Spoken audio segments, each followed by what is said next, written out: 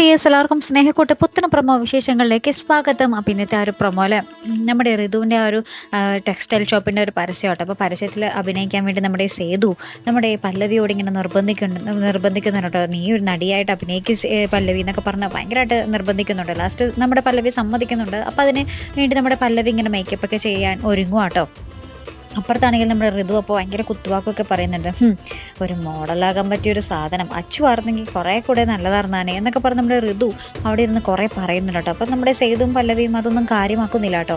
അപ്പുറത്താണെങ്കിൽ നമ്മുടെ ഇന്ദ്രൻ തന്നെ നമ്മുടെ ഇന്ദ്രൻ്റെ അമ്മയെ വിളിച്ച് പറയുന്നുണ്ട്. ഇന്ദ്രൻ എന്താ പറയുക, ഇന്ദ്രജിത്ത് എന്നൊരാൾ ഈ പാലത്തിൻ്റെ മുകളിൽ നിന്നും ചാടി, ഞാൻ ദൃക്സാക്ഷിയാണ് എന്നൊക്കെ നമ്മുടെ ഇന്ദ്രൻ തന്നെയായിട്ട് വിളിച്ച് പറയുന്നത്. സ്വന്തം മകൻ്റെ സൗണ്ട് ആ അമ്മ നമ്മുടെ രാജലക്ഷ്മി തിരിച്ചറിഞ്ഞില്ല എന്നത് വലിയൊരു അത്ഭുതം തന്നെയാട്ടോ.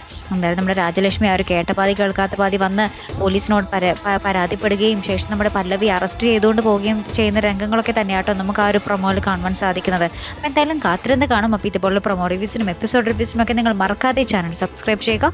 അടുത്തൊരു വീഡിയോയുമായി വരുന്നത് വരയ്ക്കും ഗുഡ് ബൈ.